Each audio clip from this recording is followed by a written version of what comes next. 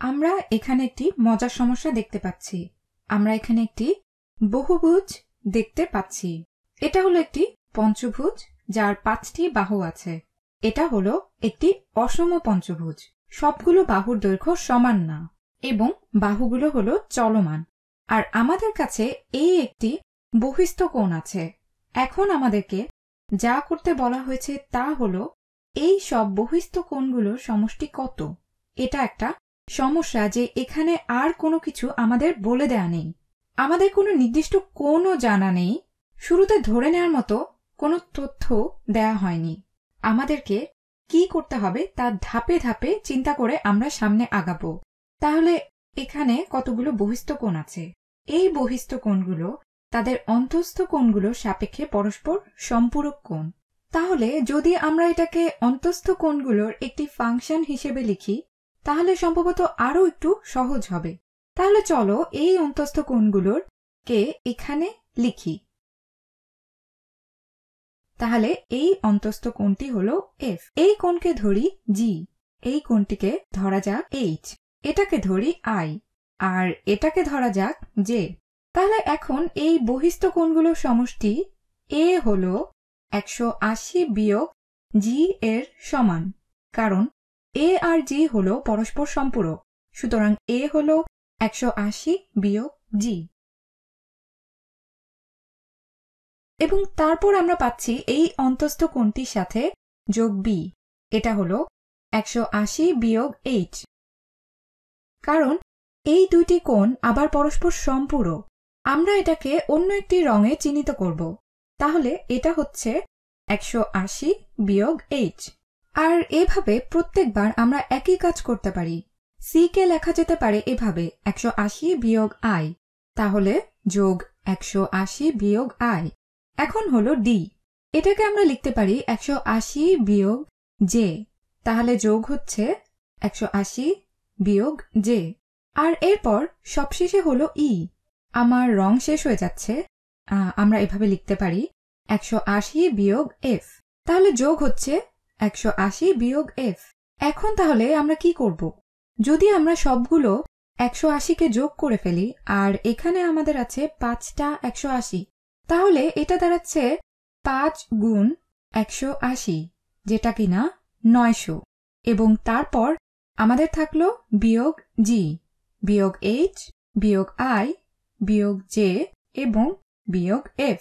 এটাকে আমরা এভাবেও লিখতে পারি বিয়োগ দিয়ে। এই বিয়োগ চিহ্নটাকে উৎপাদক হিসাবে নিয়ে লেখা যায় জি যোগ এইচ, একইভাবে চিহ্নিত করব যেভাবে জি কে করেছি, কিন্তু এটা একই রং হলো না। জি যোগ এইচ যোগ আই যোগ জে এবং যোগ এফ। এখন মজার ব্যাপার হলো কেন আমরা এই কাজগুলো করলাম সেটা এই প্রথম লাইন থেকে বের করা যাবে। আমরা এটাকে অন্তঃস্থ কোণগুলোর যোগফল হিসাবে প্রকাশ করেছি। তাহলে এটা দাঁড়াচ্ছে 900 বিয়োগ এই সবগুলো, অর্থাৎ এটা হলো 900 বিয়োগ এই অন্তঃস্থ সবগুলো কোণ। তাহলে এইগুলো দাঁড়াচ্ছে অন্তঃস্থ কোণগুলোর যোগফল হিসাবে। সুতরাং আমরা কিছুটা আগাতে পেরেছি এই হিসাবে যে আমরা এখন অন্তঃস্থ কোণগুলো নির্ণয় করতে পারি। এখন এই অংশটুকু করার জন্য আমরা একটা ছোট্ট কাজ করব। যা করতে হবে তা হলো বহুভুজের ভিতরে 3টি আলাদা আলাদা ত্রিভুজে ভাগ করে নিব।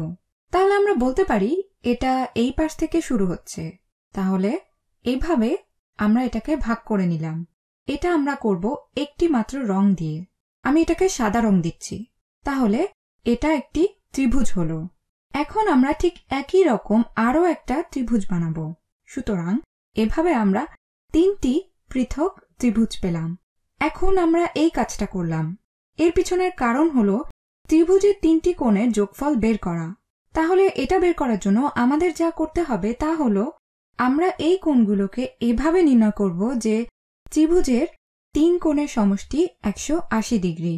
তাহলে জি হলো ত্রিভুজের অন্তর্ভুক্ত কোণ, এফ হলো ত্রিভুজের 2টি কোণের সমষ্টি। এখন মনে রাখতে হবে যে এখানে এফ হলো এই সম্পূর্ণ কোণটি। তাহলে এই কোণটিকে দুইটি কোণে ভাগ করি, অর্থাৎ অন্য দুইটি কোণের সমষ্টি হিসাবে লিখি। তাহলে আমরা ধরে নিই এফ সমান সমান, আমরা যেহেতু উপরে দেখতে পাচ্ছি A B C D E F G H I J K এখনো ধরা হয়নি, তাহলে আমরা ধরে নিই এফ সমান সমান হলো কে যোগ এল। এটা সমান হলো এই দুইটি সন্নিহিত কোণের সমষ্টি। সুতরাং এফ সমান হলো কোণ কে এবং এল এর সমষ্টি। তাহলে একইভাবে আমরা অন্য ত্রিভুজের কোণগুলোকেও বিভক্ত করলাম এবং তারপর এই জে এর ক্ষেত্রেও একই কাজ করব, কারণ জে এই পুরো কোণ। এখন তাহলে আমরা বলবো জে সমান হলো, আমরা কিন্তু আই কে ইতিমধ্যে ধরে ফেলেছি, তাহলে আমরা জে এর সমান হলো এম যোগ এন, এবং সেই সাথে আমরা এইচ কে বিভক্ত করে ফেললাম। এখানে এইচ এর কাজ শেষ। মনে রাখতে হবে যে এটাই হলো পুরোটা, অর্থাৎ এটা হলো ও, এটা পি এবং এটা কিউ। তাহলে আমরা ধরে নেই এইচ হলো একইভাবে ও যোগ পি যোগ কিউ এর সমান। এবং আরও একবার আমরা এই অন্তস্থ কোণগুলোকে বিভক্ত করব, যদি না এগুলো কোনো ত্রিভুজের কোণ হয়। আমরা এইটাকে এমনভাবে বিভক্ত করতে চাই যেন এগুলো এই ত্রিভুজগুলোর অংশ। তাহলে আমরা পাচ্ছি এইচ সমান হলো ও যোগ পি যোগ কিউ, এবং এখন এই কোণগুলোর সমষ্টিকে আমরা এভাবে প্রকাশ করতে পারি যে এগুলো এই ত্রিভুজগুলোর অংশ। এখন আমরা এই তথ্য অনুসরণ করব যে একটি ত্রিভুজের তিনটি কোণের সমষ্টি 180 ডিগ্রি। তাহলে এই লাইনটি এখানে দাঁড়াচ্ছে। আমরা পুরোটা লিখি। এখানে আছে 900 বিয়োগ জি এর পরিবর্তে আমরা কিন্তু অন্য কিছু লিখব না। আমরা লিখতে পারি জি যোগ এইচ এর পরিবর্তে ও যোগ পি যোগ কিউ, এবং তারপর হলো যোগ আই। আই হলো ঠিক এখানটায় যোগ আই, আর তারপর হলো যোগ জে। আমরা সম্ভবত রংগুলো মিশিয়ে ফেলেছি। ম্যাজেন্টা রং হলো আই এর, আর তারপর এখানে আছে জে। তাহলে জে সমান হলো এম যোগ এন, যা জে এর পরিবর্তে লিখছি। তাহলে অবশেষে আমরা এফ পেলাম, আর আমরা আগেই দেখেছি এফ হলো কে যোগ এল এর সমান। তাহলে যোগ কে যোগ এল। তাহলে এখন আমি আরেকবার এই কোণগুলোকে লিখলাম এই কোণগুলোর সাপেক্ষে। এখন একটি মজার ব্যাপার হবে, কারণ আমরা জানি এগুলোর যোগফল কত হবে। আমরা জানি জি যোগ কে যোগ ও হলো 180 ডিগ্রি। এটা হলো এখানে যে প্রথম ত্রিভুজটি আছে তার কোণগুলোর পরিমাপ, এখানে যেটা দেখা যাচ্ছে। তাহলে জি যোগ ও যোগ কে হলো 180 ডিগ্রি। তাহলে জি, আমরা এটাকে অন্য একটা রঙে লিখি।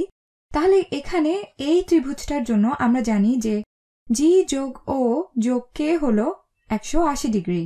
তাহলে এটাকে আমরা পরিবর্তন করে লিখতে পারি যে 180, এবং তারপর আমরা জানি যে দেখো আমরা কিন্তু রঙের স্বল্পতায় পড়েছি।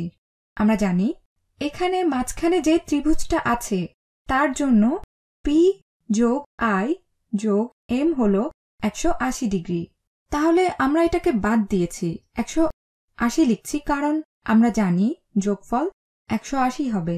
এবং অবশেষে এটাকে দেখি, আমরা জানি কিউ যোগ এন যোগ আই হলো 180 ডিগ্রি এই শেষ ত্রিভুজটার জন্য।